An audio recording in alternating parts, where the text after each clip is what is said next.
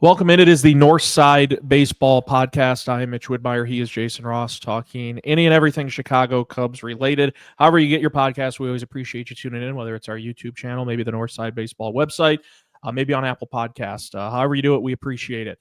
Jason, there is a lot to talk about for those that are watching via video. They can always see the topics to the right of the screen. If not, I always say it's a little bit more of a surprise. It's not a bad thing. One thing that I didn't put on there, Jason, that I wanted to start with, we are recording this Wednesday for a Thursday publish. So when I say last night, I talk about Tuesday's game. And that walk-off for the Cubs was pure theater. Yep. I thought they were done on a couple of occasions. Keller really struggled out of the bullpen, and then three other arms came in and really held things down.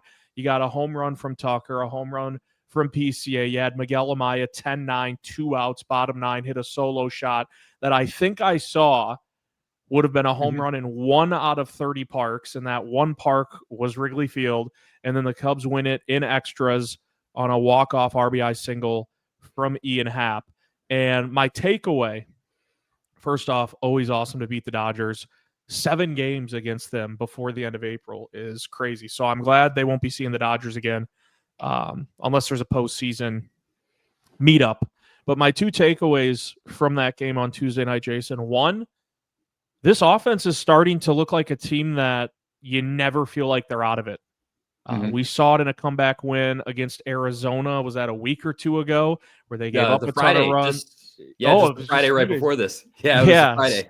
So they give up a ton of runs late and then score late. It was an insane game. So this offense makes you feel like they're never out of a game, which I'll be honest, I did not expect it to be to that level when things got started this year, but they've shown that so far. On the flip side of that, I also have a sense, and this is just me, everyone has varying opinions, I never feel like a lead is too safe because of this bullpen. So it's like 2 opposite sides of the spectrum. If they're down 3 or 4 and it's in the 7th inning, they're like a couple singles and a home run away. Like they've proven they can do that. They've also shown they have trouble hanging on to late leads too. And so it's kind of a little bit of a give and take. Curious what your thoughts were with the walk-off win on Tuesday night against the Dodgers. That's 3 straight wins now against LA for the Cubs, dating back to the series in Los Angeles a couple weeks ago. I'm with you. I thought there were a few moments that they were going to lose. So, living out in Eastern time zone, even 7 p.m. games can be a little rough if they're long ones like last night was. It was like 9:45, and I usually go up to bed around 10 o'clock on work nights. So I was kind of hanging out, kind of feeling it. It's like, I'm going to stay up late tonight. I'm going to watch this. It's the Dodgers. It's a game that I want to keep going because it's 7-5 at the time. And then they blow the lead. And so it's 10-7. And it's starting to get past 10. It's like 10-15, 10-20. And I told myself I'd give myself the 8th. And I was going to give myself the 8th because of Friday, specifically because of Friday.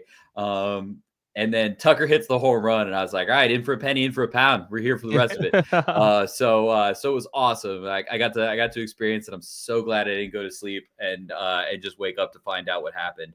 The guy I want to kind of mention just for a moment is Miguel Amaya, because I think we forget the story that he has gone on and kind of the path to where he's been.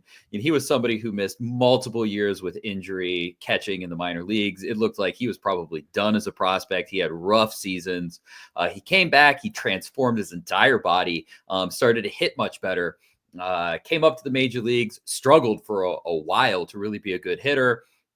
Changed his swing mid-year last year, and all he has done is turn into what looks like a real possibility as an above-average major league catcher. And then hit the game-tying home run off of Tanner Scott, the Cubs were kind of looking at. I think just kind of wraps his story up a little bit full circle. It's just really cool to see him succeed that way. Just somebody that you really want to root for. He's put in so much work, and I think a lot of people would have written him off 5 years ago as a prospect, and there he is getting a home run off of one of the premier relievers in baseball to tie the game up.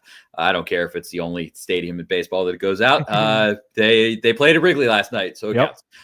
So cool stuff from Miggy last night. The offense has been awesome. The bullpen, not so great. the one thing I will give the bullpen just a little bit of a reprieve here. And, we talk a lot about the strength of schedule. We'll talk about it again later.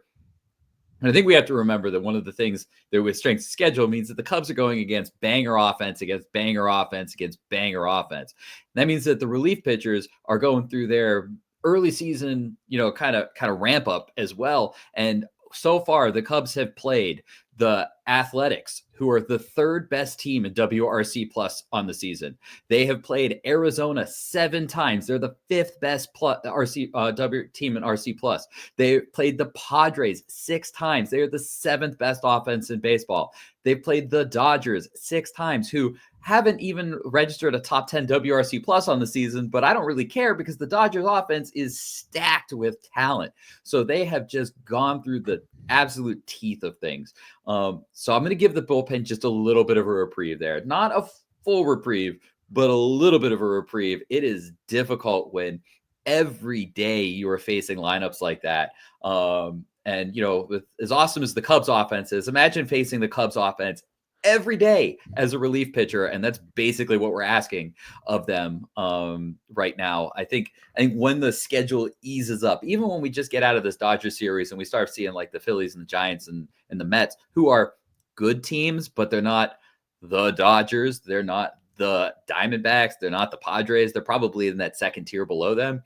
We just go against regular good teams. I think just a natural progression will come up with that. But the offense has been so much fun. It's basically the same offense as last year, plus Kyle Tucker. And, I don't want to say that Kyle Tucker is making everybody else good. There's been real under the hood stuff. We'll talk about PCA later. We've talked a little bit about Amaya. These are guys that they're making their own progressions on that. But just having Tucker's bat in that lineup, I think that home run just kind of, like immediately when he hit that home run last night, you just went, hey, yeah, they can do this. Well, even when it came up and you were like, I just kind of felt this like, man, if he hits a home run right here, like they can do this. And there wasn't, without a Kyle Tucker, who, really is right now top 3 hitter in baseball so far. He looks like he might stick there all season. It really does transform the lineup when you can go, yeah, well, we always have Kyle kind of in our back pocket. So I think it's just, but that makes the offense just a little bit more fun. I don't know if you feel the same way about that. Absolutely. I think the vibes too, like Ian Happ's post game with Taylor McGregor on Marquee. Obviously, after a walk-off, you're going to be juiced up. But it just feels like there's such good energy in this clubhouse right now. And to me, that matters big time. And especially when you're going through the gauntlet of it right out of the chute in April with this schedule. They're sitting at 15-10, and we'll talk about the strength of schedule here later on in this episode. But it's a grind. It's a grind throughout the season in general. But to see the Dodgers and then see the Padres and the Diamondbacks last week and then back to the Padres and then back to the Dodgers. There hasn't really been a spot where you can even feel like they can exhale a little bit. And I'm not talking about against an opponent, but just with the schedule. There hasn't been a spot to kind of exhale and sort of gather themselves. They're just sort of like a bowling ball right now. They're just barreling down the lane towards the pins, just keep rolling and rolling. And it's been incredibly, incredibly fun to watch this offense sort of mature throughout the early portions of this season. I do want to pivot. We both kind of hinted at the bullpen a little bit. I saw earlier today, and again, today is Wednesday as we record this, Drew Pomeranz had his contract selected by the Cubs. Gage Workman, who, was kind of a spring training sensation a little bit for the Cubs, struggled defensively, a couple of big spots. He was DFA'd. I think it said Nicky Lopez agreed, was it a major league deal, 1-year major league deal? Yeah, he'll be up. Yeah, so they made a couple of moves. The one I want to circle is Pomeranz, because I know a lot of people are wondering what it means for the bullpen, and I think the Cubs wanted to add another lefty, and we were you were more direct with your thoughts on the bullpen a few minutes ago, Jason. There are times, and I do it myself with baseball, football, basketball, doesn't matter the sport. There's times where I just won't look at the numbers. I won't look at the advanced analytics or the stats, and I'll just go by the eye test at times, or I'll just for a brief period. With this bullpen, with how it's currently constructed, I feel somewhat confident saying, and I know it's only April, but as is, it's hard for me to, even when the schedule does get more lenient in May, it's hard for me to see this being a bullpen that can get the job done as you go through a 162 game schedule and then the postseason. Because if you think about it and the Cubs want to win the Central and they want to go to the postseason, you're not going to be facing, bottom tier offenses once the playoffs roll around. And so I do think there's a sense of this where when you're playing these top offenses, you're playing these top teams early on in the season. And you mentioned the ramp up period, and that's very real, especially for these bullpen arms. But it's tough for me to circle back and wonder September turns to October. And if the Cubs are fortunate enough to win the division, to get to the playoffs, I just can't imagine this is the bullpen they want to roll with. Like, there's got to be at least minor tweaks. Pomeranz could be entered into the picture, but you're talking about a 36-year-old who hasn't pitched in the majors since 2021. They tried out Jordan Wicks. Like, I like that they're trying out different things. Yeah. Bring up Jordan Wicks, and it was a pretty rocky road for him in a couple of appearances. So, hey, it didn't work this time around. We're going to send him back down, but it's not like a permanent thing. You can bring him back up at some point again, and I'm sure they'll do that throughout the season. I'm still kind of at my base. When we last talked a couple weeks ago, Jason, I trust Porter Hodge. I really do. I trust Porter Hodge. He had one bad outing against Arizona. It was bad, but one of my buddies was texting on Tuesday during the game when Hodge came in, and he said, holy crap, Porter Hodge has an ERA over 7. And I said, well, it's 9-10 outings so far, and it was one bad outing. That's the reason that the ERA is so bloated, so you can't really take it into effect too much. But I trust Porter Hodge. I want to trust Brad Keller. I'm still on shaky ground with Ryan Presley, but it's getting better. The Pomeranz move, to me, Jason, it's the Cubs saying, we're trying, but it's April. Like, very rarely are you going to be able to swing a sizable trade in April. I don't care if it's for a starting pitcher, a relief pitcher, a bat. Like, every team is trying to figure out where they're at right now.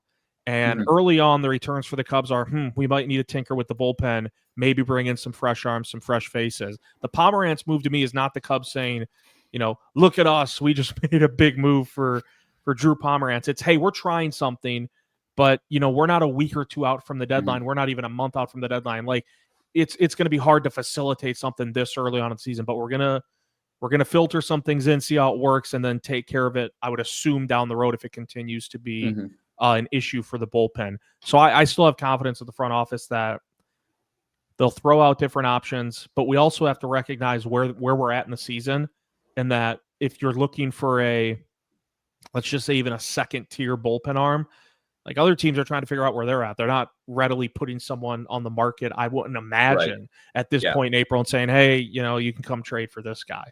So the Pomeranz move, to me, I know a lot of people mocked it. It was like, they're trying something because you got to recognize where we're at in the season. Those are my thoughts kind of on the Pomeranz move and then the bullpen. Yeah, my original thoughts were first to go to jokes. I wondered. It was hard not to. When it was like, do the Cubs know that he's not in the league anymore? Like, that was my first thought, was he hasn't pitched in years in the majors. Then my second thought was, well, at least he's not going to be the oldest lefty in the Cubs bullpen, so he's got that going for him too, because we've got Thielbar. But then I took a few moments and I kind of got out of joke mode. I asked myself, okay, like, but why? Why Drew Pomeranz? Why now? And I think you can say a lot of things about Jed Hoyer, and most of the moves that he makes, whether you love him or you don't love Jed Hoyer, I don't think it really matters. Every move has some logic behind it. Like, you can kind of pull the yarn out and you can get to the ball at the end. You might not always love the move, or it might not always work out perfectly, but you can find some logic behind it. So, Pomeranz, he's a lefty. He gives the Cubs a second left-handed option in the bullpen that isn't kind of another one of these righty guys. Gavin Holloway, Ethan Roberts, Eli Morgan. These are very much Tyson Miller, when he comes back up, are very much right-handed pitchers designed to get right-handed hitters out with a fastball slider sweeper combo. Not Drew Pomeranz. Drew Pomeranz is going to throw fastball curveball. A lot of the times, that's going to really be his thing, his knuckle curve. And then you look into it, and he's getting a 50% whiff rate on swings in the zone against his curveball at AAA. So that's pretty good. That gives you something to dive into. His stuff plus on his fastball is a 102. Is it great? No, but that's serviceable out of a lefty. It doesn't have to be amazing. It's sitting at around 92 miles an hour so far. If you look at his StatCast page from AAA, there's a lot of things to like in there. He's missing barrels, 96th percentile in barrel rate. He is 99th percentile in strikeout rate. He is super good at inducing low WOBA. So he's doing really good in those avenues. Now, part of that's he's 36 and he's pitching against minor league hitters. So we can take that out. The walk rate's a little elevated, but a lot of that came in his first start, his first go or not go start, but his first relief pins. And those things happen. He looks, decent so far in AAA, and I don't think the Cubs are really asking a lot of him. If you can get up and you can get 10 to 15 serviceable innings out of Drew Pomeranz in games where they're probably coming in and where they're losing anyways, all he has to do is not explode. If he can just keep the game close 10 times. That's huge. That's awesome. And that's just kind of a way to float through until we get to the deadline. We look at the bullpen. Brad Keller, outside of last night, he has all of the hallmarks of somebody that is going to work his way into late innings. He looks so good. You pull up his StatCast page, you are talking about somebody who has all of the red. He is 97th percentile in hard hit. Even last night, he wasn't getting hit hard. He did walk some guys, but he also got squeezed a little bit, and Gage Workman did not help him out at all. So I'm gonna give him a little bit of credit there. It was a kind of a tough play for Gage, and I feel bad for Gage Workman. I mean, he had a tough night last night. A couple errors. Both were not super easy plays, but he's not hitting, and if you're not hitting, you're supposed to have a good glove. You got to make those plays. That's why he's not here anymore. They just can't play that game with him. But Brad Keller looks good. He's inducing a lot of chase. He's great. His xERA, it all looks really good. If he continues to do what he's doing, that is somebody you can trust at the end of a game. Porter Hodge, absolutely disgusting. He's filth. Ryan Presley looks a lot better. One of the guys that we'll talk about here in a little bit, but I think Cade Horton is going to help with the bullpen at some point throughout the season. You start to add those things up, and then all of a sudden, if you go Cade to Keller to Hodge to Presley, that's 4 innings right there in a win. I don't think we're ever going to get to a point where they're going to be a dominant bullpen. But if we can start to usher out the Nate Pearsons, who just pitched in Iowa last night and got absolutely shelled again. He is just so off. He can't locate it all right now.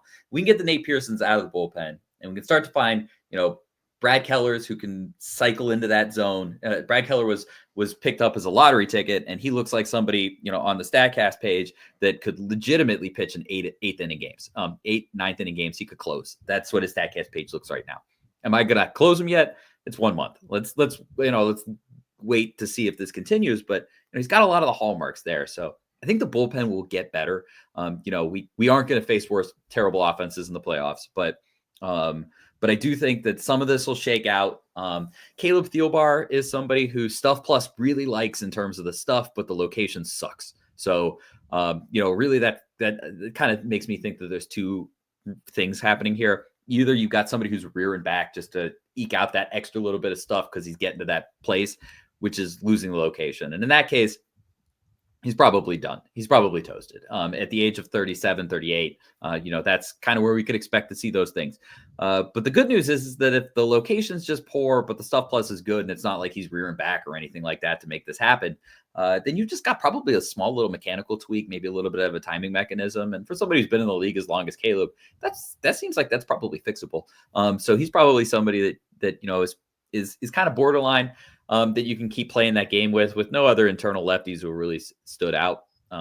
You got to kind of play that game. But the hope is that Drew Pomeranz, he's not going to save the bullpen. He doesn't need to. He just needs to find 10 to 15 good innings. And if you can get the Cubs through 10 to 15 good innings, or even fine innings in games where they're down by 2 and they're still down by 2, or down by 3, they'll be okay. And I think he can provide a couple of innings for the team. That's kind of my hope. What about I'm just kind of brainstorming and spitballing a little bit.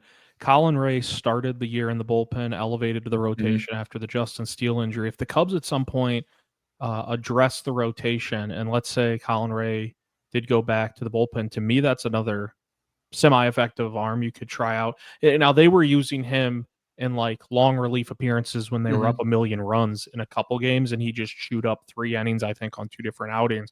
But do you see a scenario where Colin Ray could end up back in the bullpen, maybe in a higher, not like, closing a game out, but kind of, you get in line, you trust Keller, you trust Hodge, Presley still in the ninth, Colin Ray maybe could be a name, or do you see him sticking in the rotation regardless of what the Cubs do? The Cubs have kind of been limiting his pitches right now, and whether that's Yes. because and it's kind of hard to figure out if they didn't really intend on him being a starter, so they've kind of he's been in the bullpen. They don't want to ramp him up too fast. It could be something like that. But there also seems to be kind of like a limitation. His velocity is up this year, and it could be a little bit more of a max effort thing. He's going a little bit harder, so the pitch count's just a little bit more limited. But he looks pretty good. He looks better than I expected him to. Would I put him in like a seventh inning role? Yeah, maybe. This is not the same Colin Ray that we've seen. He's generating far more whiff. I just pulled up his StatCast page. He's in the 68th percentile in whiff right now. Just to compare that to last year, he was in the 7th. He was in the 7th percentile in whiff. He's in the 68th right now. And I know we're still like early in the season, but he's changed the way he's throwing. He's throwing so many more four seams. The Cubs are the highest usage of four seam fastball of any team in the league, which is kind of crazy. There had been like this big shift pitching wise, going away from the four seam. If you're a pitcher with the Boston Red Sox organization, and Craig Breslow, former Cubs VP, assistant GM, and VP of pitching, they have basically eliminated the four seam pitch in all of their pitchers' arsenal, gone directly to cutters. Everybody throws a cutter. The Cubs have basically gone the opposite way. And it's, hey, you throw a four-seam fastball now, and Colin Ray does. They've kind of taken, if you look at a lot of the pitchers, and I've kind of been noticing this, and it's probably something I might want to dive into a little bit more in an article as well, but the Cubs have taken pitchers like Colin Ray who have used their sinker a lot, and they've gotten rid of the sinker. No more sinker. And they've gone to the four-seam fastball instead. I don't exactly know why. Maybe it's because sinkers are more designed to induce kind of weak contact, whereas four-seam fastballs essentially placed up in the zone is a good way to attack your launch angle guys. Getting over those hands is a good way of doing it. And if you look at Colin Ray's fastball, you're just looking at his fastball chart. You know what his fastballs are? Upper third, kind of a Shota Imanaga situation. So that's actually, as we're sitting here talking about it, that's actually something I probably want to dive into a little bit more as to why they're doing that. But there seems to be kind of this progression of maybe we should take away the sinker, a pitch normally thrown low that is easier to hit from a launch angle position. That's kind of what launch angle was designed. It gives you a larger window to hit in lower, like mid to lower pitches. It creates that top third as a more difficult space. It's there's some great graphics out there that kind of explain it better than I can say it, but it really shrinks the window when you throw high to somebody with a launch angle. It's what the launch angle was designed to do. It's not necessarily designed to hit more fly balls. It's to increase the hit window. Well, if you can get above that hit window, you shrink the hit window. And clearly somebody like Colin Ray has found new life by throwing that fastball and getting rid of the sinker. So could he be somebody that you can put in the bullpen? Yeah, maybe. And we might see more pitchers kind of like that, who start to go more of a four-seam fastball type of a situation, try to throw above over the hands. If you leave the pitch over the middle of the plate, it doesn't matter how hard you throw it, you're gonna get kind of hit pretty hard. Nate Pearson proved that pretty easily. Throw 100 miles an hour, throw it down the middle of the plate, doesn't matter. But yeah, I think Colin Ray could be somebody that you could put in maybe like a seventh inning role, a bridge role. Somebody, down by 2 runs, you need to keep it at 2 runs. Kind of like I talked about Drew Pomeranz. A lot of times, not every reliever is needed in a winning situation. Sometimes you need pitchers who can eat innings in losing situations. There was not to talk forever, but there was a really cool video about former Cubs reliever Will Oman that I watched recently, and it was that he was a designated loser. He had a couple good seasons with the Cubs, but he pitched almost exclusively in losses. But what he did is he kept games close. And if you can keep them close, especially with this Cubs offense, you give yourself a chance in the 8th and the 9th inning, kind of like Gavin Holloway did last night. He gave the Cubs a chance to come back. If you have designated losers, guys who come into those losing situations, they can keep the score close. They don't explode. You don't use Porter Hodge in a situation where you're down by 3. you give yourself a chance to win. So Colin Ray could really settle in, if you're not going to use him in that rotation, as a designated loser, somebody who comes in, you're down 3. Okay, cool. Keep it as 3. We trust Kyle Tucker. Kyle Tucker had 2-run home run later. Just keep it at 3, please. So he could really be somebody like that, that could be pretty useful. Do you see him then ending up back in the bullpen as things carry on this year, or rotation? Yeah, that's what I think. At some point, yeah. I think you have to ask yourself, is there going to be a situation where Colin Ray is one of the 4 best starting pitchers in the Cubs? And if the answer is yes, we're probably in trouble. And if the answer is no, then he's probably going to be in the bullpen at some point, because you're going to have to design that playoff bullpen. And I think he's a guy that, a lot of times when you look at your number 5 starter and you get to the playoffs, you say, that guy's off the playoff roster, I'm not using him. He's somebody who just doesn't really fit into that situation. I think Colin Ray does. I think if Colin Ray's your 5 starter, even if he's your 5 starter at the end of the season and he goes in the bullpen in October, I think he's on the playoff roster. He looks, and I mean, granted, we're 1 month into new Colin Ray. Once the league kind of gets the book on Colin Ray throwing more fastballs, things are going to shift a little bit. So I don't want to guarantee it. But I do think that he's probably somebody that you want to keep around. He looks better. He doesn't look like the old Colin Ray. And, if you want a positive, that kind of shows that the Cubs are kind of the pitching thought process is changing in Chicago. So even if we're kind of seeing some struggles with the bullpen, it's kind of maybe an undercurrent that we should probably be excited about. Maybe that can kind of have some ripple effects. It is the Northside Baseball Podcast. He is Jason Ross. I am Mitch Widmeyer, talking any and everything Cubs baseball. This is going to be kind of like the open mic portion for you, Jason. You're one of the lead minor league report guys. That's kind of how I labeled it, the minor league report. I know you're watching the Iowa Cubs, the AA, single A, keeping tabs on all these prospects for the Cubs. I just wanted you to kind of update the listener and, in a sense, update me, because I kind of cherry pick. I keep tabs and watch stuff on a lot of the big names, the top prospects. Yeah, that's fair. Yeah, and when I was messaging you for segments that we were going to talk about, and I said, minor league update on some of these guys, I did mention 2 names to you that I think the listener, if they're not watching them, certainly should be. One of them, Cade Horton, who, again, we're recording this on Wednesday. He pitched Wednesday afternoon for the Iowa Cubs, 4 2/3, 2 hits, no runs, a walk, 5 punchies. I saw a tweet and I lost it. I was trying to pull it up on my phone. I think it said his season ERA now is at 1.06. He appears to be back to the Cade Horton that we saw a while back before the injury last year.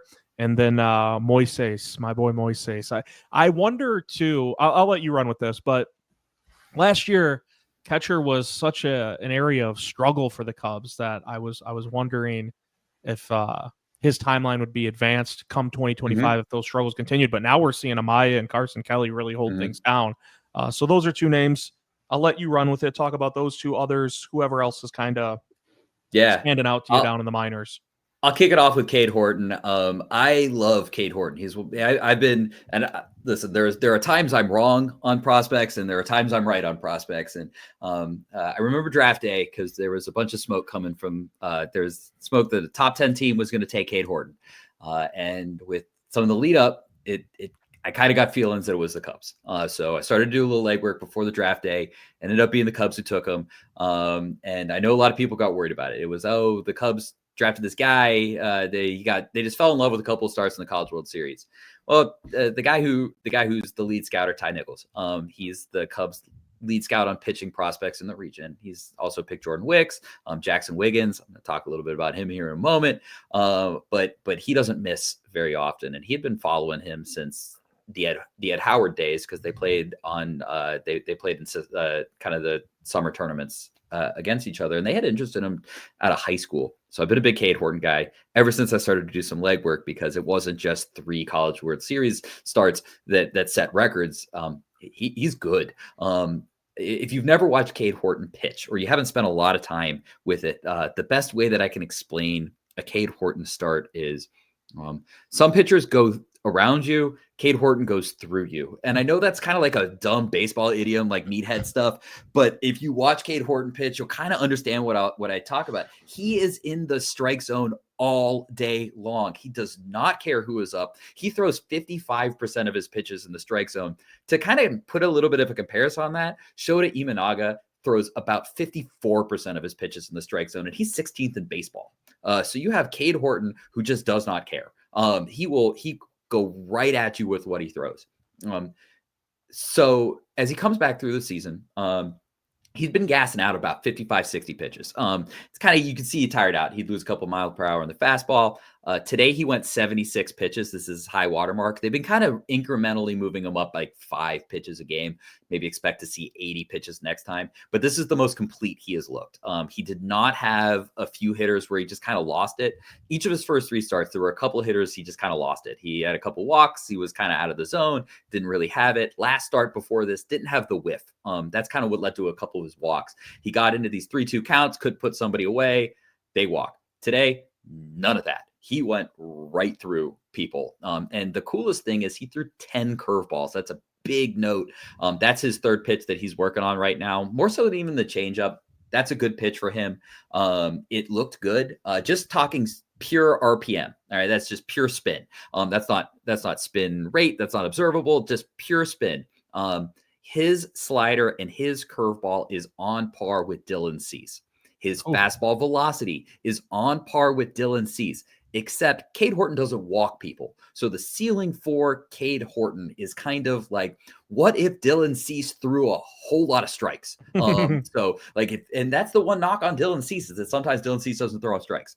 We're talking ceiling right there. Is he going to hit that? We'll see. But I am having so much fun watching his starts. He looks fantastic. Moises Ballesteros putting up absolute video game numbers right now. He's like striking out like 13% of the time. He's walking. He's hitting the ball hard. It just awesome data. Looking at his StatCast page from AAA is just a bunch of good stuff. If there were a few places that, maybe you could say he could maybe do a little bit better. He doesn't pull the ball a ton. I'm going to pull that up just right now because I'm kind of curious as to what the exact number is, just so that I have full data for you. But he's just somebody who hits really well, and he does everything pretty well. It's the pull rate. That's the only thing that's kind of low right now. It's the only number that I look in the blue. But he, in a weird way, the Cubs I think it's good that Moises Ballesteros can't come up right now. You talked about Amaya and Kelly, and any other year, you'd look at the Cubs situation in first base, DH, or catcher, and you would say, you could find a spot for Moises Ballesteros over the last 5 years. You look at it last year and you say, well, DH is not really a great spot for us right now. Or you look at catcher and be like, God, Yan Gomes and Amaya are terrible right now. We could use his bat up here. But it would take away from his development at catcher at AAA. And I think if you're talking ceiling for Moises Ballesteros, the ceiling for Moises Ballesteros is somebody who can catch 75 games a year, 80 games a year. He can be your 1A, 1B. If he can catch half the season and he can play first base or DH the other half, and you can keep his bat in the lineup, that's a star. That's a star. That's not just a good DH, where if he's not developing as a catcher, he can be a good DH. And a good DH is awesome, right? I'll take a good DH all day long. But you know what I'd rather have? I'd rather have a great hitting catcher. He could be the best hitting catcher in those 80 games. And then you can put him at DH and he could be a good DH. And that's different than most other DHs. Most other DHs are Kyle Schwarber. And I like Kyle Schwarber, but Kyle Schwarber can't catch 80 games. So while the Cubs could get rid of a 100 WRC plus hitter and put in a 130 WRC plus hitter, be 30% better than league average, or God forbid they don't get this 100%, they're getting that 90, league average 90. They get 40% better than that. Like, that's a huge advantage, even for half the time. So Ballesteros is somebody that I'm really glad is going to get, I think, more time. We'll probably see him this year. At some point, Michael Busch, Kyle Tucker, Seiya Suzuki, Kelly, or Amaya are going to get hurt. And if any of those guys get hurt, Ballesteros is coming up. Right now, Ballesteros is coming up. If you want a couple of other prospects, so real quick. Yeah. On those two. Yes. Cade Horton, those were the two names I sent you. Cade Horton. Mm-hmm. I got to pick your brain about this. We talked about it, I think it was like a month ago, Jason. Craig Counsell said back in spring training something to the tune of, I'm slightly paraphrasing, but yet, like he said, yes, we expect Cade Horton to be with us at the major league level at some point this year. When he does come up, do you feel like he'd be in a bullpen role? Would he start out as a bullpen guy for the Cubs, or would he start out as like, hey, this is now our 5th starter in the rotation? Yes, he's going to come up as a starter. Wow. And I say that because they're not going to ramp up his pitch count to just throw him back into a one inning place. He will come up as a starter. He will probably not finish the year as a starter. I would expect at some point the Cubs are going to find a way to limit some innings. They've got guys that they need to limit innings. Ben Brown can't give you 180 innings this year. So how can you do that? Well, you got another guy you need to limit innings for, and you've got Cade Horton. And I wouldn't be surprised at some point to see Ben Brown get sent back to Iowa. And this is not going to be like a negative thing for him. It's not going to be like a learning experience for him, but you've got to find a way to save innings. And getting him down to Iowa, even just a pitch once a week, saves innings and saves those bullets. I also don't think that the Cubs want to waste too many Cade Horton bullets in Iowa right now. I still think he's 1, maybe 2 starts away from being all the way ready. But as of right now, if he's healthy and the next 1 to 2 starts go well, if he has not made his major league debut by May 31st, I would be surprised. I think he's coming up in May. He looks that good right now. He looks, he got 11 whiffs today. The curveball he threw it 10 times. It had 6 swings, 4 whiffs. And that's his third pitch. And he is starting to use that more and more. He got a good whiff on that when he was getting tired the game before. And you can see the Cubs are letting him work through some more struggles. The game prior, he in the 4th inning, he got to that 52 pitch. The 52nd pitch, he gave up a home run. Lazy slider, hung. Twins prospect Morales took him out, hit a really good. 2 hitters later, 61st pitch, 96 mile per hour fly ball right field. Really could have gotten out. Owen Casey ended up in his glove. I expected immediately. I was like, he's done. No, they're not going to bring him back out. He looks tired. He looks gassed. Came back out, struck out 2 of the last 3 hitters, and that is something the Cubs wouldn't have done last year at that time. They're ramping him up, and I think they're ramping him up for a rotation spot. It might be, as we talked about, Colin Ray goes to the bullpen for a little bit, and he goes up there. I do think he'll finish the year in the bullpen. I think he's going to finish the year in the bullpen with Keller, Hodge, Presley as kind of your back end of your bullpen. But yeah, I do. I would say right now, I would be surprised if he does not make his major league debut as a starting pitcher before June 1st. As of right now, things can change. He goes out there, he gets blown up in his next start and it's not there.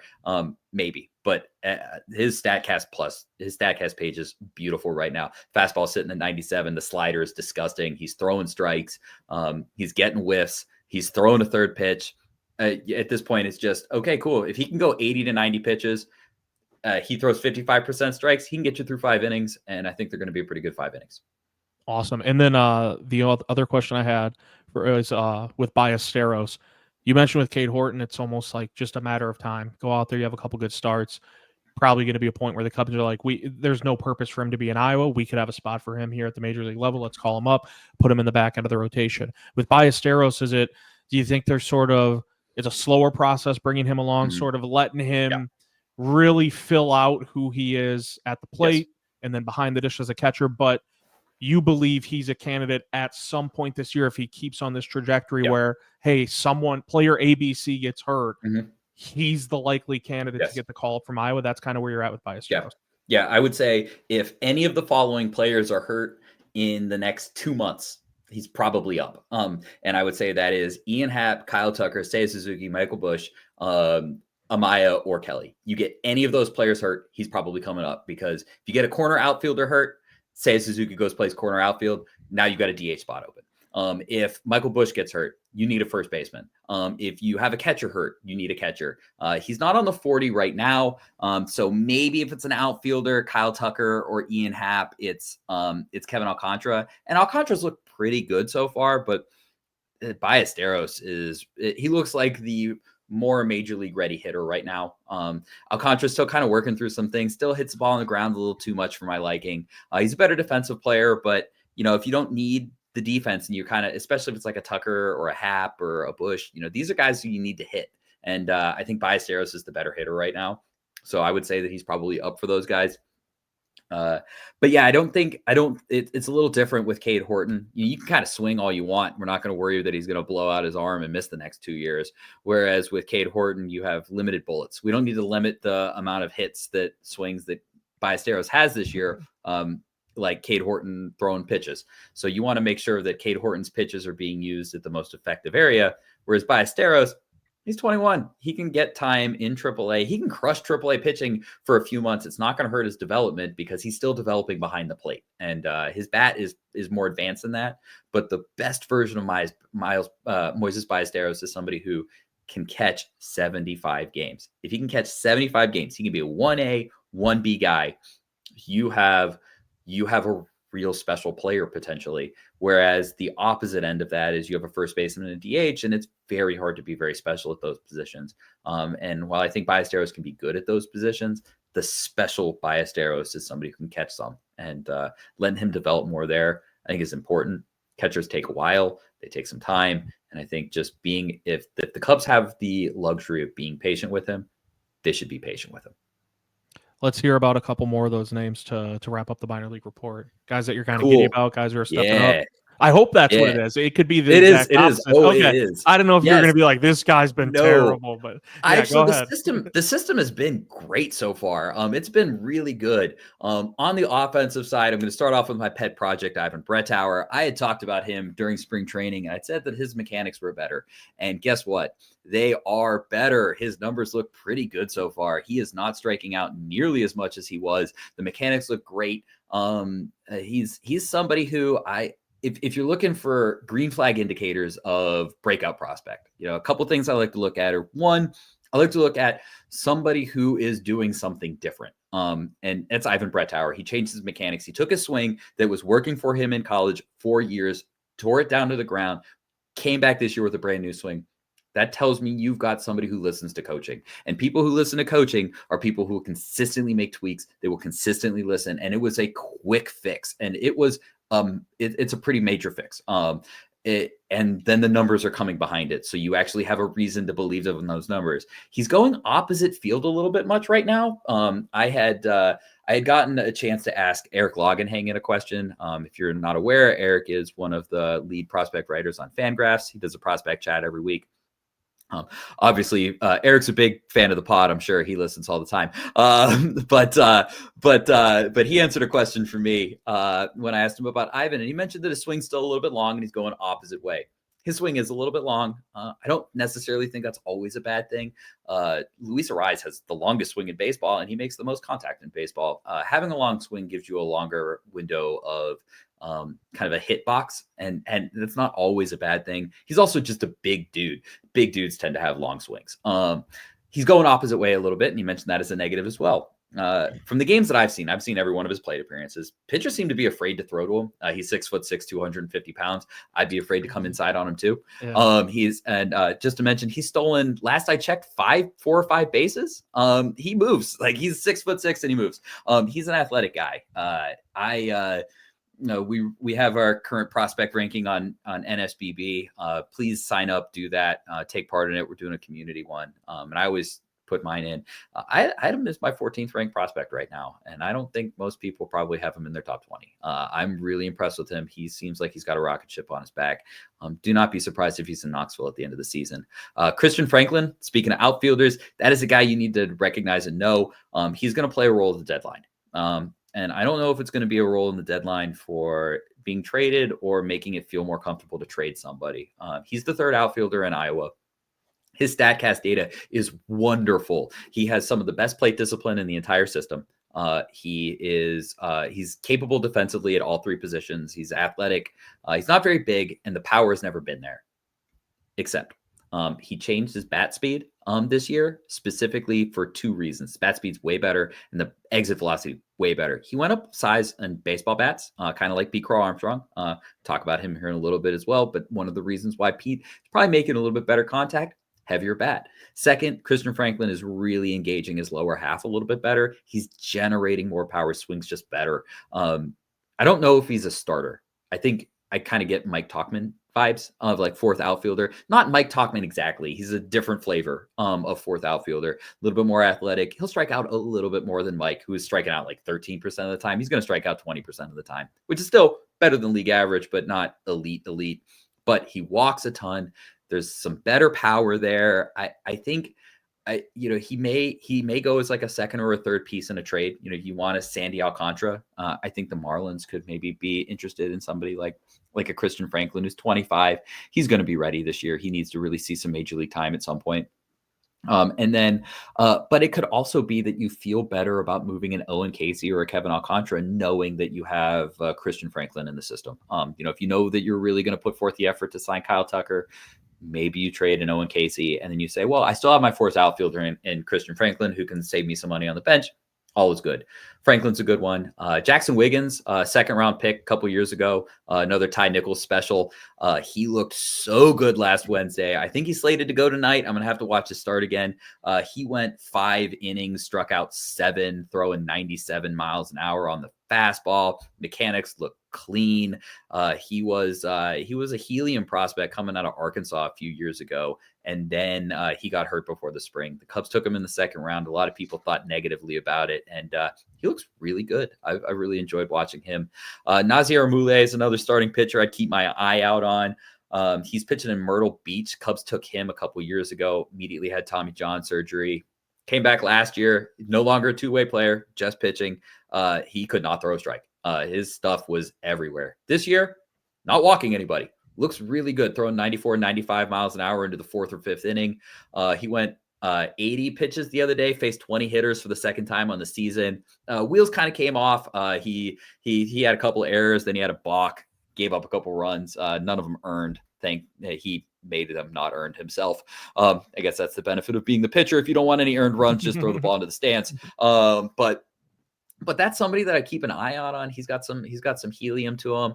And then, a couple other just names, maybe just to pay attention to, just back burner them. Cole Mathis was a second round pick last year. He's been in Myrtle Beach. He's coming off of Tommy John, but he's not a pitcher. He's a first baseman, third baseman. He's DHing right now, but he's starting to hit some home runs. He's too advanced for Myrtle Beach, but I probably see him up in South Bend at some point. Christian Hernandez, baby A-Rod has really come around. He was Midwest Player of the Week 2 weeks ago. He's looking really good, much better barrel control this year. Shortstop, second base, third base prospect. Keep an eye out on him. And then I try to think if there's anybody else that is escaping me that maybe just keep an eye out on. Alex Lumpoy is just going to be a name that I'm going to throw out there. Numbers don't look good, but every time I watch the games, he's doing big, loud things. So I kind of got a hunch on him. We'll see how the hunch goes. He was a recent IFA guy, but not a big body, but he makes loud contact. When he hits the ball, you hear it. And he hit a loud home run the other day, a loud double the other day. Got athleticism, played the corners. He's 20 years old. He's out in Myrtle. He's kind of like my big deep cut prospect right now that I got a little bit of a hunch on. I wouldn't be surprised to see him kind of break out as the season goes. Just a couple of names to keep your eye out on as we go forward. Northside Baseball Podcast, Mitch Widmeyer, Jason Ross with you. I love that segment because it fills me in on names I know, but not names I've been, intently following along with this season. Like I said, I'm a cherry picker. Cade Horton, Moises Ballesteros, Owen Casey, those names. I'm keeping tabs on those. If you're not a real sicko like I am, that's the way you should do it. You got to be a real sicko to be dual screening Myrtle Beach and South Bend and trying to throw the Cubs game on at the same time. So no shame for anybody who if you hear any of the names I talk about, and you're like, I don't know who that guy is. Does that make me a bad fan? No, it makes me a sicko. I'm the problem here. So you're not. I do the same thing with UFC. If I'm a very fair weather UFC fan, if I know names on the main card, I am watching that night. If it's in a UFC event and I don't really recognize a lot of the names, I'm probably not going to tune in. So I'm fair weather with that. I'm cherry picking Cubs prospects. Back to the major league squad. Sort of two guys going in opposite directions, and I wanted Jason to start with Dansby Swanson. I started like an initial dive into things for him, I want to say like 2 weeks ago, and I just kept telling myself small sample size. I was looking at page, his Baseball Savant page from years past, and now a couple more weeks have gone on, and it seems like a lot of the things that are plaguing him have gotten worse, at least in my opinion, when I'm looking at some of the numbers. When you watch him play, I shouldn't say play. When I've been watching Dansby Swanson at the plate the last couple weeks, it just feels like a guy who the frustration is starting to bubble up. He's lacking some confidence at the plate. Mm-hmm. But then I look at his page and like his hard hit percentage is great. The Mm-hmm. exit velo is phenomenal. He's squaring it up when he makes contact. Mm-hmm. The problem to me, and I'm interested to hear your thoughts, the problem to me is there's even more swing and miss in his game. He's chasing a little bit more than years past so far. And on top of that, he is not drawing walks. Like in years past, if you look, there's been plenty of seasons where the whip percentage, the strikeout percentage is a bit of an eyesore for Dansby Swanson, but he's drawing walks. And this year, he's not even doing that. I'm curious how you feel about his season so far.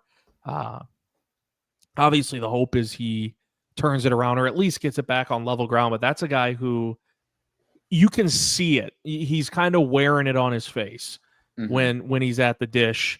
There's a lot of whiff, but he's never been like a guy who doesn't have some swing and miss in his game. The issues to me really start with he's still not finding other ways to get on base. The walk numbers have not been there this year. What are you seeing with Dansby Swanson? And to me, I mean, it's easy to say this, but when you're struggling, if you let that frustration sort of boil, it's only going to make it worse. Yeah. Like he's pressing to me at times at the plate. Like he's trying to make one at bat overcome all the struggles he's having when it's like you're going to have to stack up good plate appearances to kind of wiggle out of this.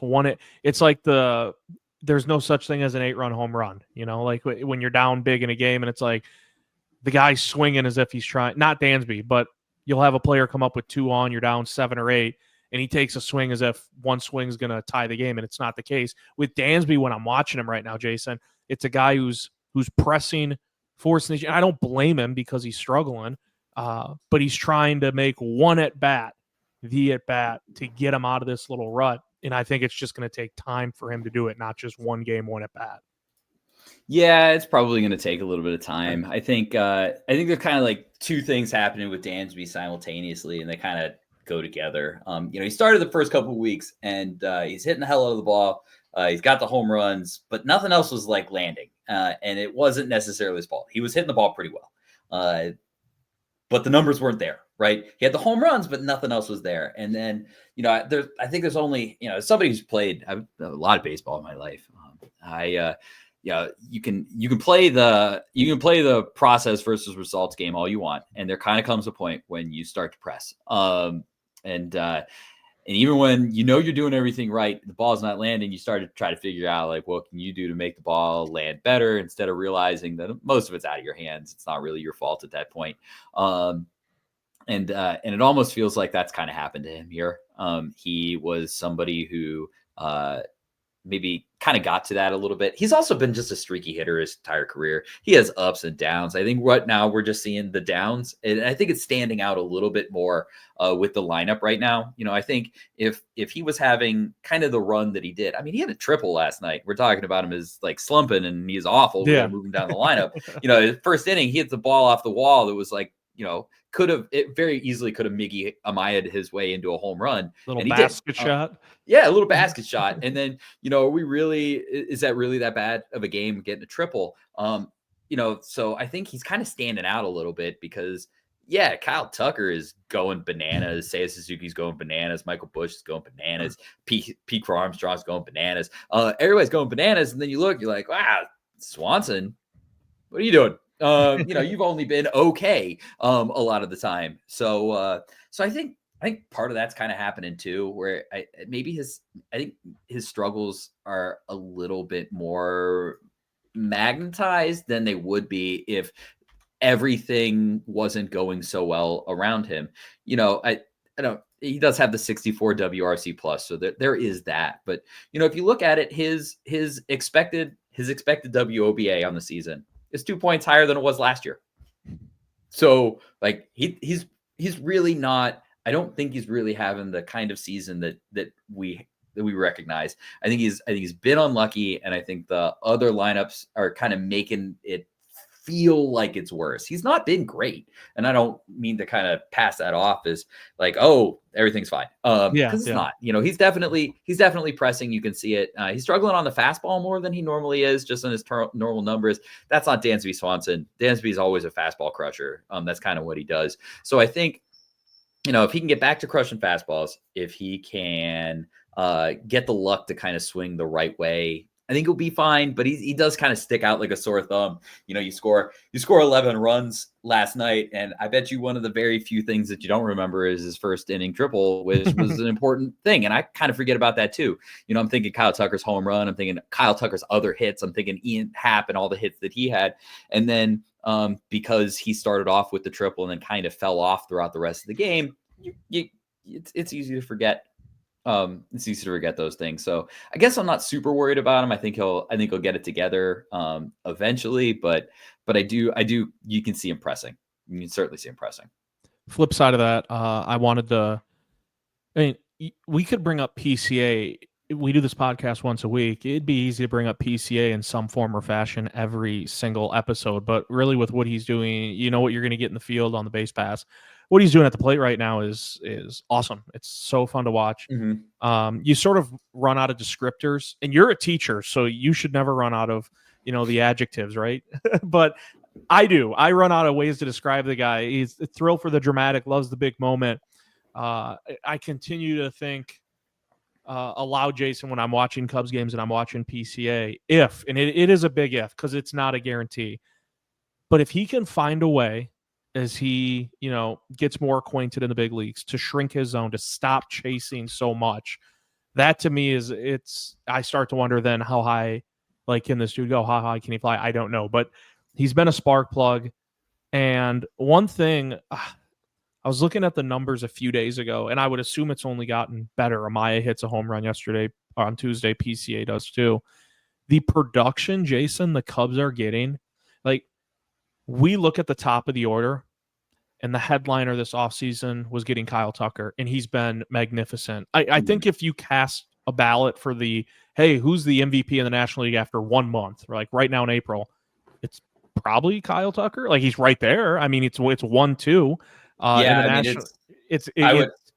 I would say he probably is right now. Yeah. So with everything the Cubs are doing, the numbers that he's putting up, Tatis is by FWAR has been better, but yeah. I think if you really take what the Cubs are doing, I think Kyle Tucker probably, Kyle Tucker's going to win a lot of votes right there. And what he's doing offensively, I think it's kind of hard to ignore. So I think it's actually a great point.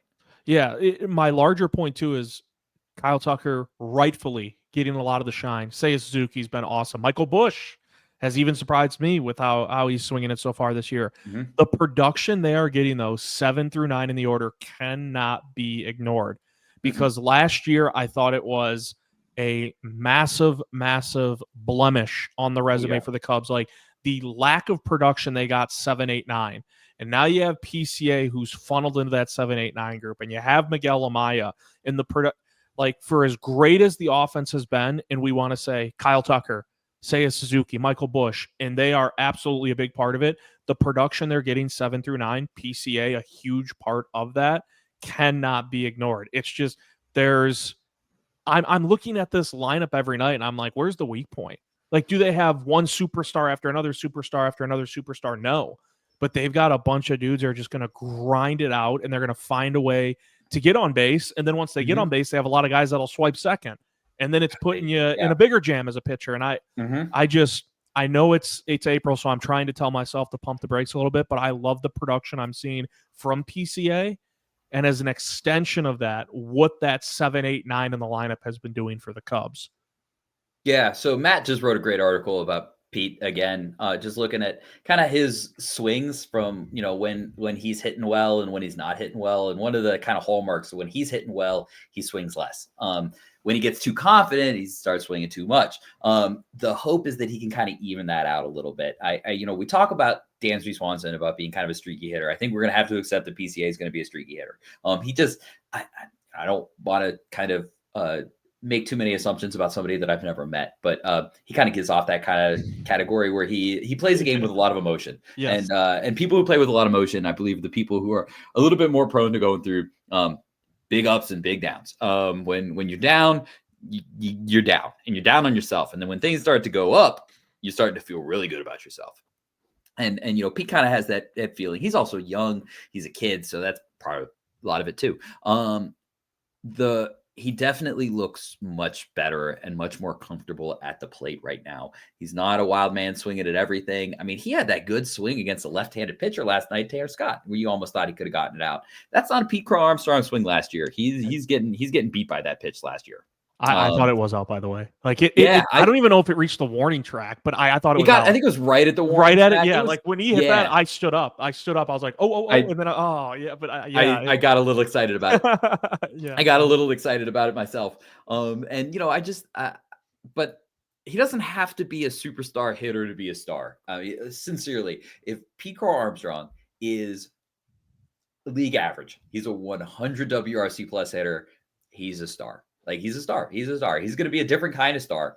He's not going to be, the kind of star that you look at and you go, oh my God, he's so flashy with the bat, but he does all of the things so well outside of that if he's a league average hitter and he's the best base runner in baseball and he's the best defensive player in baseball, that is a star. That is a star player, which is, it's amazing because one of the big knocks on the minor league system over the last couple of years has been that the Cubs didn't have any star players. And, they didn't have a top 5 guy that you looked at and were like, yeah, that guy's going to hit 40 home runs or he's going to, win a Cy Young. But Pete Crow-Armstrong was always a high floor, high ceiling kind of guy who could be a 5-6 win player. And he's in the top 10 in FWAR in baseball. I saw he's that. In the top 10. He's right below Kyle Tucker. He's been worth 1.5 wins. He's on pace for like 9 wins on the season.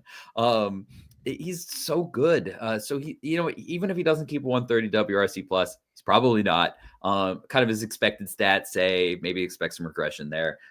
Even as Savant Page says, expect some regression. And I think that, part of that can be, well, he's finally hitting right now. So the stats haven't really reflected that. And that's fair. On the other hand, kind of up and down kind of a hitter. I think we can kind of expect to roll with those a little bit. But he looks really good and he's fun and he adds that speed element on the bottom of the lineup. And with John Birdie now playing at third base, probably most nights for the next couple of weeks, you're going to have with Nico Horner, like once you get past Dansby, and I think that's kind of one of the reasons why they've been leaving Dansby in the 5 spot, regardless of how he's hitting. You leave Dansby in the 5 spot, but you go Horner, PCA, Birdie, kind of 3 out of the next 4. You create chaos at the bottom. And Swanson can steal some bases, but he's also not kind of the same kind of chaos creator as those guys are. So it's almost like you kind of have you guys who are going to hit home runs at the top of the lineup, and then you have your chaos creators at the bottom of the lineup. And I think that's my favorite part about PCA is that he just creates so much chaos at the bottom of the order for guys like Miguel Amaya and John Birdie that I think that helps out.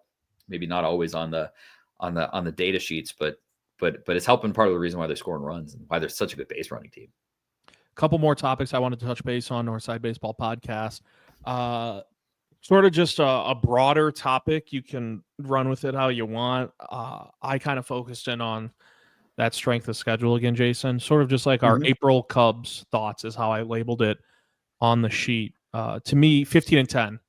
And you see a team that's 15-10, you're like, oh, like on the surface, if you were just told, not the Cubs, but hey, this random team's 15-10 through April, you'd be like, oh, that's a decent start. But you look at who they faced again, and it's like, wow, they're 15-10 with series wins over the Dodgers, the Padres, the Diamondbacks, the Rangers. They're 3-3 against the Dodgers, pending Wednesday's result.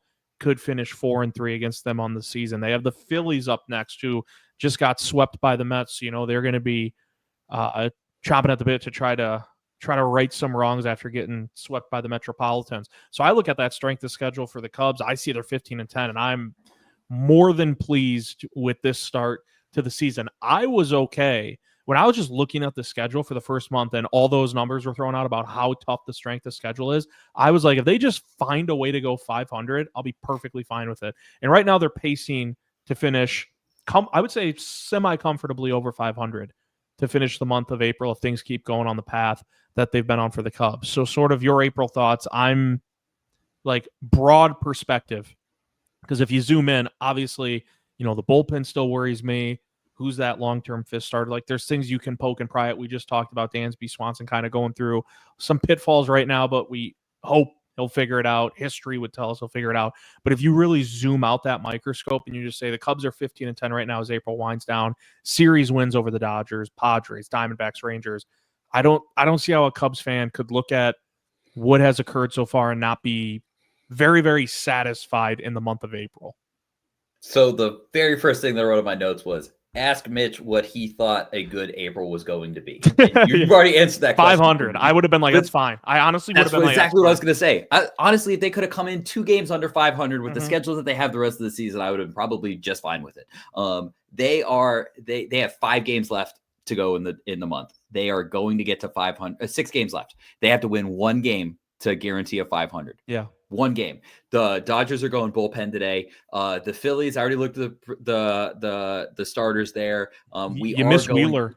We miss Wheeler. We've got Walker, Luzardo, and Nola. So still going through some teeth, but the Phillies are not the Dodgers. So a little bit of a benefit there. And then you've got the Pirates, and I believe if I match it out, Skeen should go on the 3rd. So that's actually May. So for our topic of April, I don't have to worry about it. I get to boot that conversation later. So all they have to do, if they can win one of those games, 2 of the non-Skeen starts for the Pirates, 1 bullpen game, and the Phillies, you can find 1 win in those 6. They don't go on a 6-game losing streak. They finish 500. If they can find 3 wins, so that is, let's say they take the bullpen day to day with the Dodgers, who their bullpen's a little beat up right now and a little tired.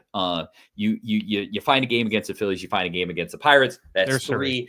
Yep, that not is asking for 8, much. Nope, that is 18 wins in April. That is not just what we would have accepted as a good outcome. I think that's the best possible outcome anybody could have dreamed. If you would have said May 1st, Cubs go play the Pirates, Skeens is on the mound, and the Cubs record is 18-13.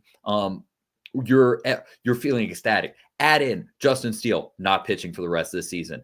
Add in third base. Who's starting there? Who knows? You add those things in, even better. Hey, the bullpen, horrendous. They have had multiple 10-inning blowups.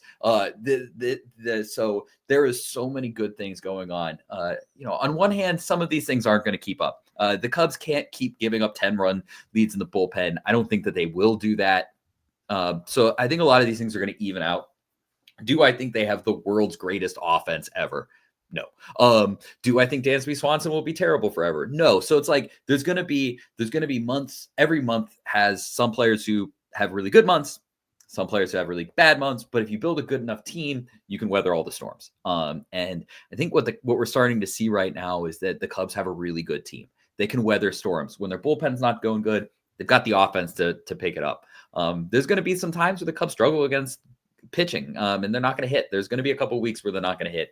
That's baseball. When you play 162 games, there's a couple of weeks every year you're not going to hit. Well, I think we're going to notice that in those moments that there's going to be other ways that they can pick themselves up, that their pitching might carry them through a little bit, that their bullpen gets it together and can carry it through. So some of their minor league players come up. I'm feeling really good about it right now. I like the position they're having. They're we're still early. It's 25 games. It's not enough to make any, like, I'm not buying playoff tickets yet. But you have to feel pretty good about it right now. This is the most fun I'm having watching baseball, Cubs baseball, since 2018. Yeah, it's been a minute. I said about staying up last night. I promise you, I didn't stay up to 10:30 to 11 o'clock Eastern time zone last night. If it was 2023 in April, I'm not doing it. I don't care if it was the Dodgers or not. I'd have gone to bed. And even if they had come back kind of the little bit before, I would have gone to bed and I would have spoken up the next day, because I thought the Cubs had some variance last year where maybe they could back their way into a playoff spot. But this year, this team's got a different feel to it. And so my thoughts are, this is the best damn April I could have expected. And I'm looking forward to the game tonight, and I'm looking forward to the Phillies games, and I'm having a lot of fun right now. And hope you're having as much fun as I am, because this is good. I like when the Cubs are good. Yeah, I think you're speaking for the large majority of Cubs fans. It's a fun team to watch. So far, so good in April, and that's having a couple of hurdles already in the way, mainly Justin Steele. Like that just sucks. But having to get over that hurdle or figure out a way to navigate it the rest of the year. Well, breaking news right now. Sorry about that. Yeah. Seiya Suzuki just got scratched. Wrist discomfort again. So maybe you'll get your wish to see Moises Ballesteros a little bit sooner than later. IL or just scratched from the lineup? Just scratched from the night, but that's the second time he's had wrist discomfort. Yeah. And he's still been smacking the heck out of it. Yes, so he just got yanked for the night. My guess is that it's probably precautionary with the day off tomorrow and the bullpen guy tonight. It's maybe if you want to pump the brakes on concern there. But I figured I'd just let you know because it just came across my my feed. Now. Justin Turner will be the DH for the Cubs. Yep, Justin Turner. Again, we are recording this Wednesday before the game. Yes, Wednesday before the game. But I figured I'd let you know just because, April thoughts. Hey, we'll throw that in there. I don't like hearing Seiya Suzuki get hurt, so hopefully it's okay. And we're looking at this on Friday, and he's back in the lineup. Yeah. Final thing, we always finish up a look around the NL Central. I try to find different sort of pivot points each week, so it's not just running down the standings. Couple things for you, Jason, on my look around the NL Central. This kind of ties into the last bullet point for us. At this very, very moment, the Cubs have the lowest remaining strength of schedule in baseball at 463. Mm-hmm. That will fluctuate some throughout the year as their opponents that they're yet to face win, lose, but it's not going to pivot to a point where the Cubs right now have the weakest remaining schedule to, oh my gosh, all of a sudden they're third or fourth strongest schedule, and this is brutal. It's not going to, because the Padres are going to be good, the Dodgers are going to be good, we expect the Diamondbacks to be good, Rangers are probably going to hang around things in the NL West. Those are all teams the Cubs have already faced. Meanwhile, I looked around because this is a look around the NL Central. Pirates right now have the third toughest schedule, Cardinals sixth, Brewers and Reds middle of the pack. But again, the Cubs have the lowest remaining strength of schedule. And a couple of weeks have passed since we've talked. My opinion hasn't changed. To me, it's Cubs division to lose. Milwaukee's going to be right there. The other three are going to be a little off the beaten path. The one question I wanted to ask you, and I'm putting you on the spot because I did not bring this up to you. I was thinking about these other teams, and I know 2 weeks ago when we were talking, I had said, hey, if you're a Pirates fan, you can get excited about Paul Skeens every fifth day, and it's genuine excitement because the dude's awesome. And that's an ace of your staff, and for years to come, and hopefully for Pittsburgh's sake, they can lock him up to a long-term deal at some point whenever those conversations start. The question I wanted to ask you, Jason, you talk about, pillars to build your franchise around, and for the Cubs, like, you have one right now with Kyle Tucker, and you hope he's there for years and years to come. I looked around the NL Central, and I said, Paul Skeens, even though he's a pitcher, so it's a little bit different, but that's a pillar. Like, you never, to me, have to worry for however long he's in Pittsburgh about the ace. It's a true ace of your staff. I looked at Milwaukee, and I said, Jackson Chourio. That dude is a superstar to be. He will be a pillar of your team. Maybe Ellie De La Cruz in Cincinnati. I like Hunter Green. I don't know if I'd say a pillar of your franchise. My question for you was, who is that in St. Louis? Do they have one? Like, who? Because I genuinely, I know a lot of Brewers fans, and they love Jackson Chourio, and they have already recognized, as many baseball fans have, that's going to be a guy that you can build a lineup around for years and years to come. Paul Skeens, that's a pillar in Pittsburgh. Ellie De La Cruz maybe in Cincinnati. Hunter Green's awesome. I don't know if you elevate it to that sort of talk, but there's options. Like, who in St. Louis is that? I don't know if they have one. That's kind of where I'm getting at with this. It's a bunch of now. Yeah. The big prospects that they have had over the years have not really worked out. Jordan Walker is a name that a lot of Cubs fans had been lamenting for a while because 2020 draft, the Cardinals come away with Jordan Walker, and the Cubs came away with Ed Howard, and Ed Howard hasn't worked out. And I don't think it's all necessarily Ed's fault. He suffered a brutal hip injury, and I think that really sapped him pretty quick. He looked like he might be turning a corner. Takes his hip injury. Then you have Jordan Walker, who makes his major league debut at the age of 21, and you go, all right, like let's see what we got. He puts up a 116 WRC plus. I just pulled it up. He's a really good 21-year-olds who are 16% better than league average. You go, all right, there's your cornerstone. Since then, he has 268 plate appearances. He has a 69 WRC plus. He is a horrendous defensive player. I mean, just brutal. He cannot play defense. He is striking out 30% of the time. So you had this guy, Mason Wynn. He looked like, maybe last year, Mason Wynn. This is going to be somebody who can be somebody that we can build around. He's got an 80 WRC plus this year. He's not really hitting the same level. He was pretty good last year. 3.6 FWAR player. He's a good defensive guy, good base runner, and he's still doing those things well, but he's not hitting. And, I'm just going to, real quick, I want to pull up their StatCast pages just to see if there's anything like for Mason Wynn that we can look at, like under the hood. Is the StatCast page good? No, it is horrendous. I mean, it's terrible. It's 11th expected slugging, 12th expected batting average. His bat speed, not good. His whiff percentage, terrible. K percentage, awful. This is their one of the best players last year. Jordan Walker, it's just as bad as the numbers look. We're talking again 11th, 12th percentile in expected WOBA, in expected batting average, in squared up rate, in chase rate. These are the guys. These are the young 23-year-old players who are supposed to be their guys. They're not their guys. Maybe Ivan Herrera, their catcher, he's a pretty good player. He had a 3 home run game the other day. Maybe Herrera is a guy that you can kind of go with. They're in a kind of a weird spot where they're arguably their 3 best players are catchers, which is really strange. Herrera's been crushing the baseball this year. He's got 4 home runs. He's been really good. And he was good last year, 127 WRC plus. So if you're looking for a pillar, maybe Ivan Herrera is the guy there. It's not a certainty though. It's not to the level that you feel about Chiriot in Milwaukee, right? Or Skeens in Pittsburgh. It's not even close to that. No, they do not have somebody who looks like they're a 6-win guy, a 5-win guy. They don't really have that right now, and their minor league system isn't great right now. They don't have a guy you look in the system and you go, that's the guy. Tink Hence has been an interesting starting pitching prospect for them. We'll see how that works for them. Maybe Tink can figure it out. He could be a version of their Paul Skeens. I haven't checked in on him this year, but he's having a good season in AA. So maybe he's your best prospect that you have to worry about. He's striking guys out at a pretty absurd level so far in their AA system at the age of 21. So maybe it's Tink Hence. I brought up Nazier Moulier a little bit earlier, and if you want a kind of a hope for Moulier, Tink Hence is kind of the guy that he got comped to at draft time as a pitcher, but you're still 21-year-old starting pitcher in AA. You're probably not going to see him this year.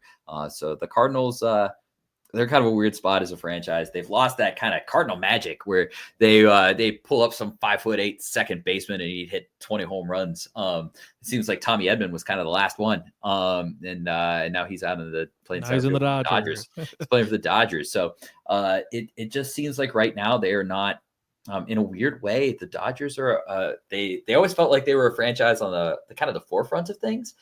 But you look at the Cardinals franchise, and they feel a little old school right now. They feel a little behind other organizations, just in the way that they're developing their prospects as they come up, and the way that they're drafting. I never say never. The Cardinals have always had magic; they can figure it out eventually. Yeah. But right now, it just does not feel like the St. Louis Cardinals that they did 20 years ago, 15 years ago, 10 years ago, where you were kind of always worried about who they brought up.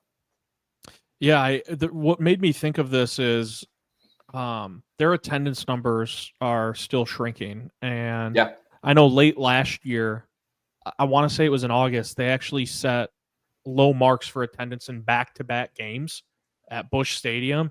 And then I was talking to one of my good buddies that I grew up with who's a Cardinals fan, and we were playing video games together. So we were talking, and he brought up the Cubs. He's like, dude, your Cubs are like, they look awesome right now, and you've got reasons to be excited. And I was like, yeah, your Cards are only a few games off, but it just doesn't feel like they have the horsepower to stick in it. And he was saying to me, he's like, at this point, I just hope they trade Sonny Gray, they trade Nolan Arenado, they trade Wilson Contreras. And he wasn't doing like a doom and gloom thing. He's like, I think they just need to face reality. The front office, like, this team doesn't have what it needs to try to compete. He doesn't believe even in the NL Central, and he said he thinks the front offices might just be a little too stubborn to realize that, and then they're going to ask, top dollar for an Arenado or a Sonny Gray, or they're going to ask for a price in return compensation-wise that just isn't what someone's going to give up for a player like that. And I was saying to him, I was like, dude, it kind of almost feels like as a Cardinals fan, you're just like in purgatory right now. Like you're just kind of hanging out. They kind of are like very average. And it's like, that's why I started thinking about the prospect thing, because you talk about attendance numbers, and he brought it up. He's like, I don't know if the fans are revolting or what it is. He's like, but he said he was watching Cardinals games. He's like, the attendance is terrible this year again. And so that's why it got me thinking. It's like, even if the Pirates aren't competing, you go watch Paul Skeens every fifth day, and that's worth the price of admission. Milwaukee, I expect them to be in it, but if they were to fall off, Jackson Chourio, to me, it's worth the price of admission. Like, he is electric. And with Cincinnati, even if Ellie De La Cruz isn't a cornerstone for the Reds, that's an exciting player worth the price of admission. I like you, Jason. That's why I wanted to ask you. At the major league level, I don't see who that player is for St. Louis right now. Like, who as a Cardinals fan gets you excited at the major league level? And it's tough to find someone. There isn't. And like I said, it's kind of tough to look in their system and find anybody either.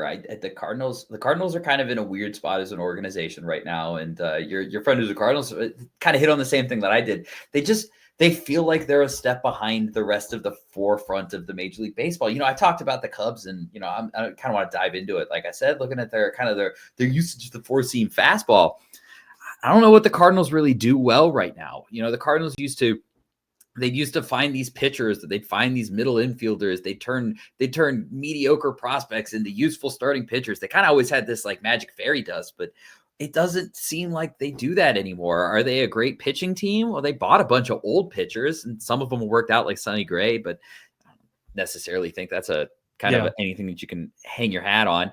You've got, so it just feels. Doesn't it feel like the magic fairy dust thing has gone to the Brewers now the last couple of years? Like, the Cardinals to me always had really good talent, but you're right in that I always thought of the Cardinals as a team, like, even if things aren't going right, they're going to figure it out. They're going to snake their way into contention. And the Brewers to me have been that team in the Central they have been the last few years, while the Cardinals to me have taken, I wouldn't even say one step back. Like, I don't know if I want to say they're like a shell of the team that I remember from even 4, 5, 6 years ago, but it's pretty damn close to it. Like, it's almost like an unrecognizable Cardinals team that, as Cubs fans, we grew up being tortured by almost year in and year out, even when the Cubs were good. Yeah, I think purgatory seems like a good name, because they're not. That's what I was saying. Terrible. They're not a terrible team, but they're not good. And it's not like, you look at the Brewers, and I kind of looking at some of their stuff, and the Brewers have had a pretty bad record against winning teams so far in the season, but they've beaten up on bad teams, and they do this. And then they bring up a reliever named Craig Yoho. That's sorry, Cubs fans, that's going to be a name of a reliever you guys are going to rue. He's another one of these obnoxious Brewers relievers that your guys are going to hate. I looked up his numbers. He hadn't given up a run in AAA all season, so I was curious about him. Looked at his StatCast data, and I watched some stuff. He's got a sweeper from hell. He's going to be the next Brewers obnoxious reliever, and they just keep finding these obnoxious relievers with these disgusting sliders and sweepers and fastballs and stupid stuff. And they keep grinding things out. Like, if the Brewers won the division, it wouldn't be shocking. I would be shocked if the Cardinals ended up making the playoffs, because I don't see a route to it. They don't do anything well enough. I think the only route would be like Jordan Walker and Mason Wynn figuring it out. But if you look at all of their data, nothing looks good. And, at least Mason Wynn was pretty good last year. Jordan Walker hasn't been good for a while. For a couple of years, he's been bounced up and down. And it just doesn't feel like they have it anymore. 10 years ago, Jordan Walker is the bane of our existence for 12 years because we didn't draft him over Ed Howard. And now it's like, yeah, cool. He's gonna be a better player than Ed Howard because he made the major leagues. But I don't know if he's gonna be all that great. Yeah. Overall, he's been worth 0.2 FWAR, and Ed Howard's been worth 0. So, he's been worth negative 8 FWAR over his last 278 plate appearances. And that doesn't sound like the Cardinals' top prospect that I remember when they would bring somebody up. because they'd bring somebody up and he'd be good. So we'll see what ends up happening. But yeah, the Cardinals just I don't want to look back on this. Yeah, and we're like, wow, we were feel idiots. bad about it. I feel good about saying I don't see that happening. But I don't think we get either. burned on this one, Jason. I really don't think we get burned on it. I won't get burned on it. I really don't. I think the Cardinals win probably like 75 to 78 games this year, and they end up selling some stuff off, and they could be the bottom of the division for a couple years. As for the Cubs, we mentioned it, recording this on Wednesday, one left with the Dodgers. Then the Phillies come to town. Cubs will start divisional play next Tuesday against Pittsburgh. Then you see the Brewers for the first time. They don't see St. Louis. I was just scrolling. They don't see the Cardinals until the late parts of June. June 23rd is the first time the Cubs and Cardinals will meet up. So we'll see if things change by then. But one left with the Dodgers, then you don't have to worry about them the rest of the season, which is awesome. This has been the Northside Baseball Podcast. Again, however you get your podcast, we always appreciate you tuning in. He is Jason Ross. I am Mitch Widmeyer. We'll see you next time.